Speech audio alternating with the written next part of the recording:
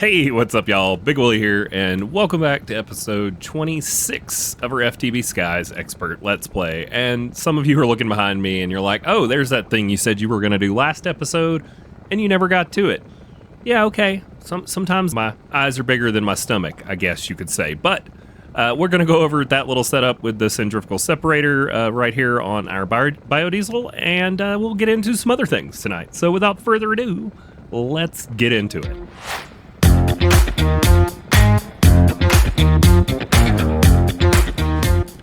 Alright, so yeah, I didn't quite have time to get to the setup of this that I wanted to try out, and I will say, as you can see, we've processed through like 300 or so, 400 or so of our fermented spider's eye. It's not as good on the yield of sugar as you would like. A lot of this sugar actually came from some sugar cane from our sifting setups before, and so I just restockpiled it, but you can see you pretty consistently get both the spider eye and these brown mushrooms back. We just aren't getting near as high a yield of the sugar, which is what the drop chances told us.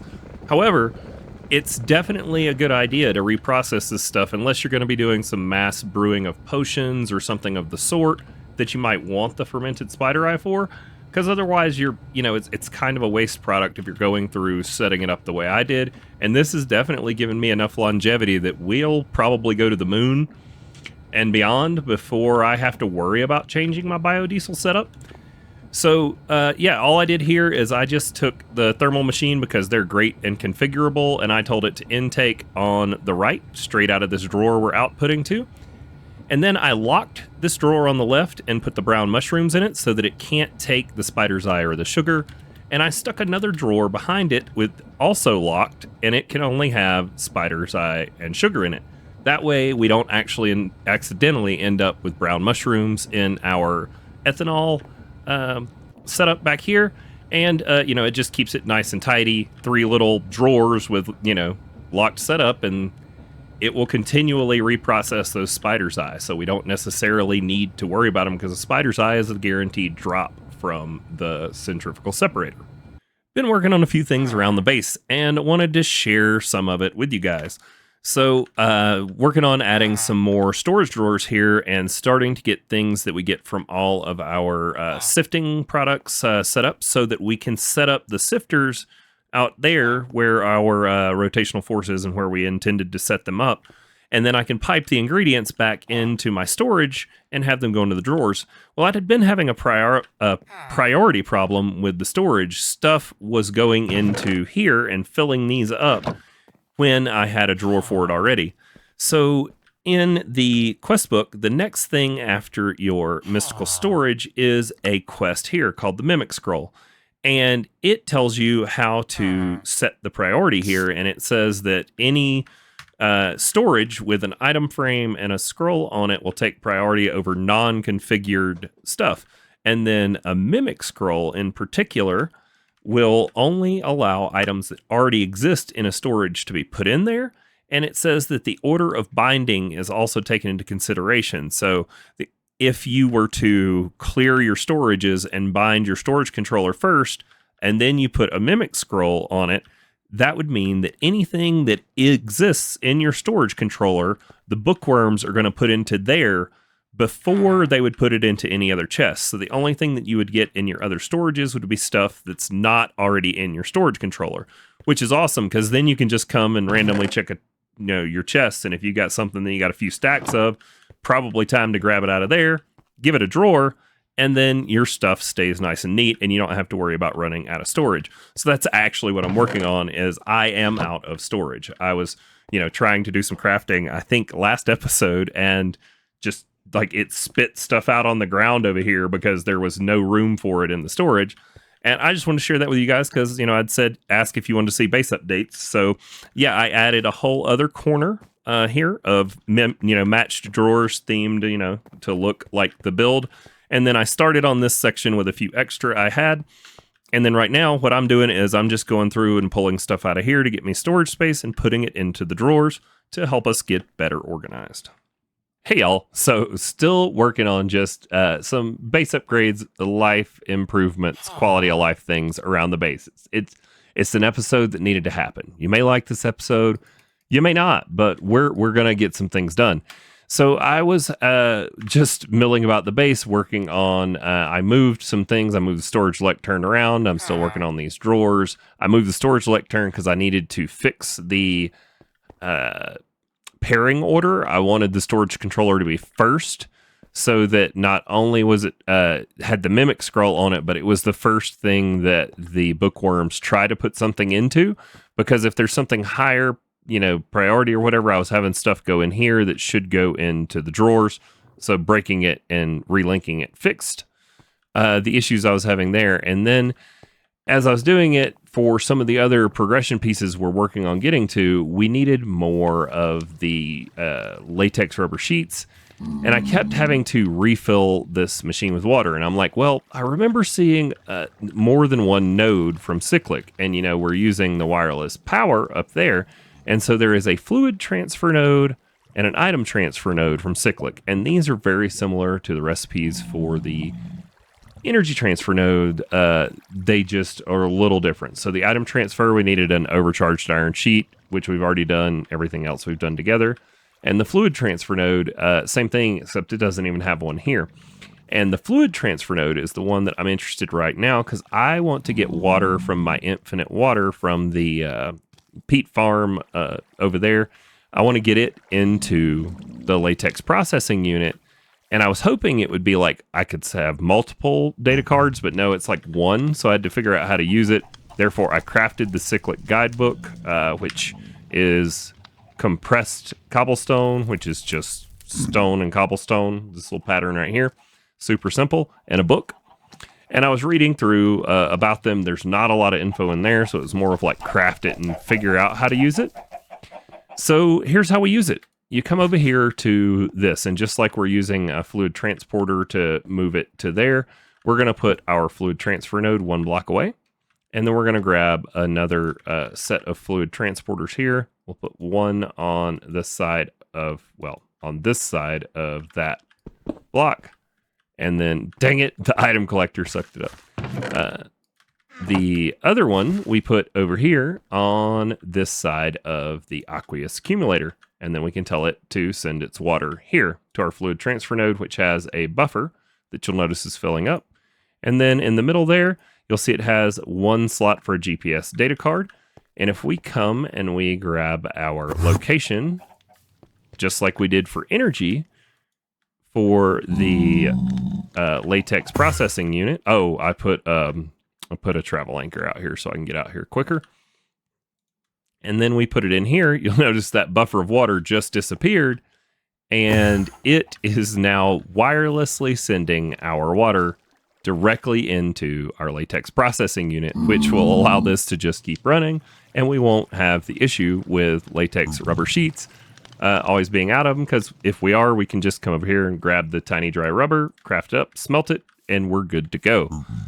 This is an exciting one. I have never used it before. There is also, with the item transfer node, the only thing I don't like about it is it's very similar to the fluid. There's only a one slot here, so I imagine how this is going to work. We'll pipe into it, and it'll send the items where we want to, so it'll work like an ender chest with only one slot. So since we have some ender chests for moving items around, we may not use the item transfer node as much, but since we are a little bit away from ender tanks to be able to move the fluid around, this is definitely going to be a good stopgap for us to get fluids around. And we can also use it for moving our biodiesel around to get it from one block to another without having to run pipes. And that will be really convenient. It would allow us, essentially, I think I'm going to be able to set up a automated force-infused biodiesel thing, and then I can use those temporarily until we get to tanks to be able to move it around to whatever blocks we want. The only downside of it is I have to have a bunch of them near the generation source so that we can, get it out everywhere it goes, because it can only send to one spot from each node. So that is another just quality of life discovery I made, or, because I've never used it before. So yeah, it's a discovery, and wanted to share that with you guys and gals. So one other thing I've been wanting to do since we got it as a quest reward, is make a modular storage. We got the top tier 4 storage module from a quest reward early on, but I just haven't dealt with it because you needed to get to immersive engineering to be able to make this, because you need the electronic components to be able to craft it. We're going to make our modular storage, and then let's grab out the tier 4 module they gave us.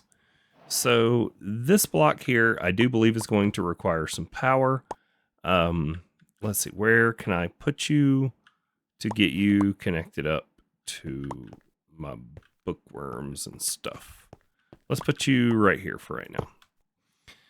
Okay, and this thing right here, we're going to put a module in it. You can put a module and I think this is like a filter card, but you can't use it until you lock it. And then once you lock it, you can put items into it, and it holds up to 500 stacks of items.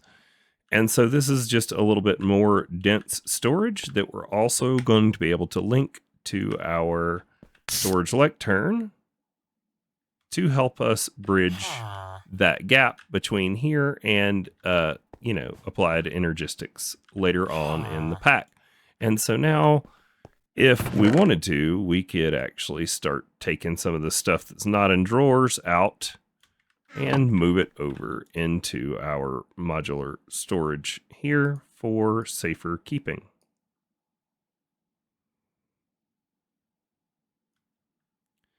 It can change the sort, I do believe. What, here? Yep, right down here.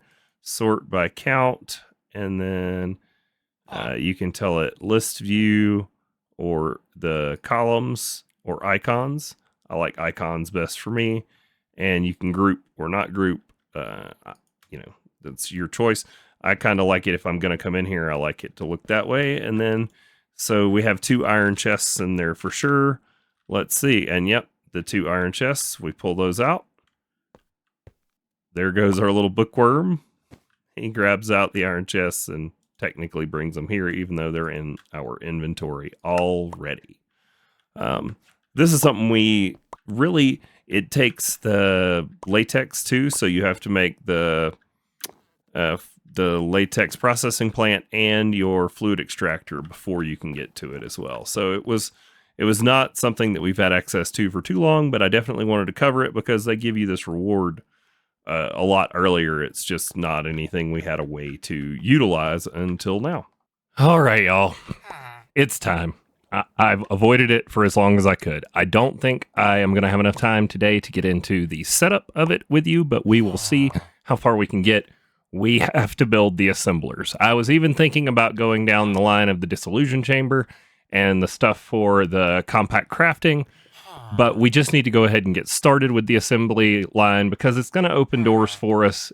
It's just not, it's not my favorite because I'm not comfortable with it, so we're going to get through it anyways. I think I have all of the materials already together. As you guys saw in the earlier clips, I've just been doing work around the base, trying to get us more set up for the, mid to late game. We've been clinging on to the early game, doing stuff manually when it really just needs automated and organized. So, as we said, I set all the priorities, and then what I did was I went through all of the chests and took everything out after I fixed all the priorities and set drawers for things, and I freed up like 3 full gold chests and some worth of space in our storage system for extra items to go in.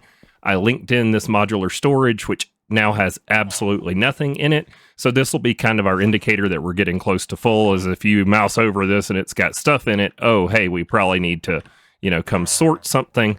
And I think this will serve us until we can get into AE2 and get into a digital storage setup that will work better with our drawers and better overall. So let's see.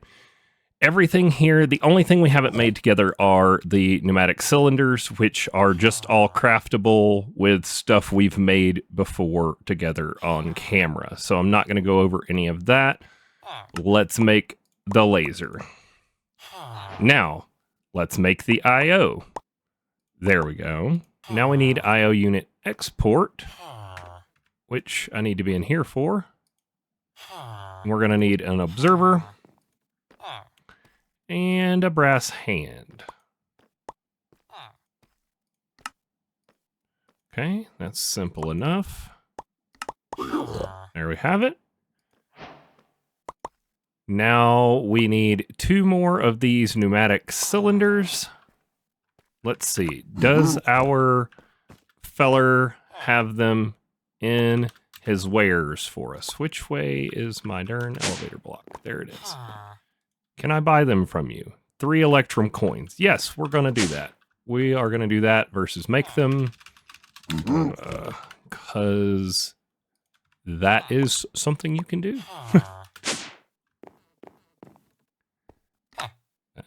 Give me, sure.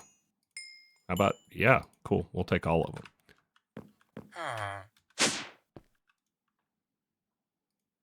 Okay. This is our assembly platform. And then we need to make our controller, which we need to make this information screen from RF tools. The tool base is the only thing weird, but it's stuff we've already made. You know, some nether quartz, some redstone. All of that are things we have already made together. Let's craft up the information screen. There is our controller. The last piece we need is the laser. We need a logic circuit, latex rubber sheets, and a laser cell, and it's done in the engineer's workbench. So let me grab those materials and pop over there. Alrighty, I didn't really cover this laser cell, but it's, you know, simple redstone, obsidian, glass, and then everything else we had made.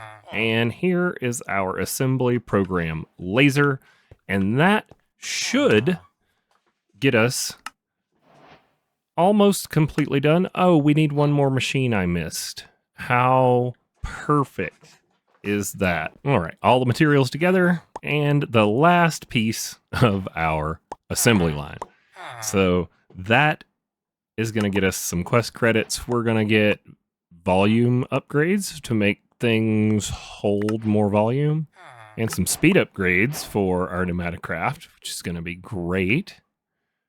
Speed upgrades complete another quest for us, which gives us even more speed upgrades. Isn't that awesome? Then if we come over here, all that work to make all this, and they give us nothing. Nothing. Okay. Now, that's going to take us to making space plating, which we have to set up the assembly platform, which I honestly don't remember the order that it all goes in or how to set it up. All right, y'all. Here we are over here by our setup. I went ahead and pulled our pneumatic wrench out of our backpack. I've got us a chest for the assembly line to be able to pull items in and out of. And we're going to just toss this thing awkwardly right on top of our pressure chamber because oddly enough, it's pretty much the perfect size for it. So yeah, we're gonna throw it right on top of here like that's where it goes. So for starters, you are gonna need your controller, and that is the block that we're gonna feed pressure to. And so let's go ahead and hook it up. For our recipe, we need a minimum of 3.5 bar of pressure, so it looks like we're still gonna be good to go there. Then you're gonna need the assembly platform accessible by the blocks. Everything is going to have to be touching, so this counts as touching. We can tell that it's counting. Actually, it doesn't count as touching, but we could tell that it's touching. Like, we're not going to use the drill for this recipe, so I'm going to stick the drill like right here, and now these three are connected, and it'll show you what it can see from the controller. For our import and export, we're going to put those in on the other side over there. Let's put our laser, let's put our laser right over there. And then for our import and export, we're going to put them right here on this side next to each other. And then they need an inventory to get the items that you want to craft from out of. So I'm going to stick the chest right there on the importer. And this is almost ready. All it needs is our program we made. And now you'll see it change to a green check mark with no problems. It can see all the pieces we crafted. And if we put the materials in here, it's going to know what we're trying to make. And it should come to life. There we go. And start crafting our space plating for us.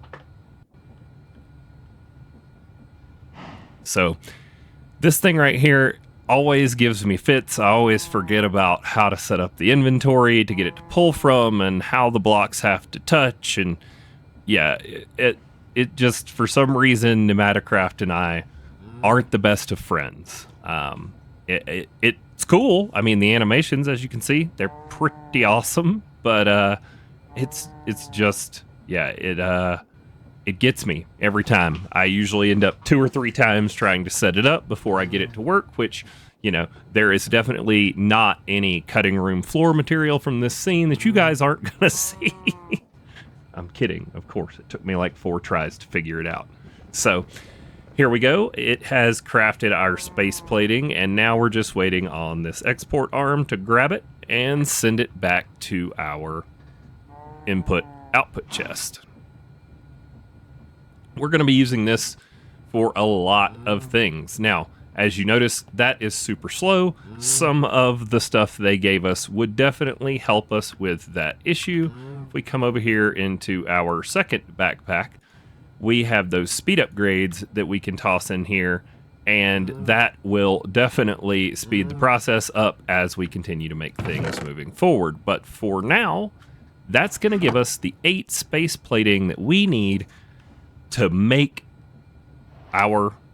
start making our spacesuit. We need 5 for the helmet. We need 4 for the chest plate. We need 5 for our leggings and 2 for our boots. So 5, 10, 14. We need 16 total space plating. And I had a total of 17. So there we go. We're going to go ahead and put that in. And then just so you guys can see what the speed upgrades do, let's put those speed upgrades in. And instead of the super slow one the first time around, it is going to go a heck of a lot faster on the second one. And there we have it. So now we have enough space plating for all of our spacesuit. So let me just see if we have all the materials, and I'll meet you guys over at our main crafting area, and we might be able to make our whole spacesuit today. And I do believe we're going to have everything to craft our spacesuit today, which is pretty exciting because the spacesuit is going to get us closer to access to that final tier of mesh. Once you get the final tier of mesh, the resources that you'll be able to just automatically generate are the best you're going to get from sieving, and that kind of will allow us to shape what else it is that we're going to automate. And yeah, that's I'm excited about that. I like having resources just made for me and not having to stop and make stuff all the time. So let's make the helmet first, just some hardened glass, and then the plating you saw us make. For the spacesuit, we're going to have to make some Ad Astra stuff here, which is just steel plates and iron rods. We need 2 of these tanks. And then we're going to need 1 more of the oxygen gear here. And then we should be able to craft the suit. Then our leggings. And our boots. And that gives us our achievement, astronaut. That is going to, well, it's going to bring us to the end of today's episode, but let's throw it on an armor stand so we can ogle it and look at it in all of its glory, okay? We're going to put it on. Look at me. I'm an astronaut. And then we're going to, for those of you that don't know, if you hold down Shift and right-click an armor stand, it will take all of the armor you're wearing and put it onto the armor stand. And if you want to, you know, like if you had on, let's say we had on a regular armor, and we wanted to put on our spacesuit, if we Shift right-click, it's actually going to swap us into the armor, which is nice. So there we have it. That's going to bring us to the end of today's episode. It was a little bit of housekeeping and just base work that needed to be done, but I didn't want to bore you guys with an entire 30-minute episode of me being like, hey, I made this so that this is easier, and I made this so that that is easier, because that just doesn't seem like an episode I would want to watch. And if I don't want to watch my own episodes, then why would you? And I do watch my own episodes, actually. Not only do I edit them more often than not, but I watch them back just to make sure that they are something that you guys will also enjoy. So thanks for watching. And as you can see, perfect timing. The sun is setting on this episode. So if you haven't already, go ahead and hit that like button. And if you're enjoying the series and want to know when the new episodes drop, go ahead and subscribe and then ring that bell for the notifications so that you know when these new episodes drop. Bye-bye.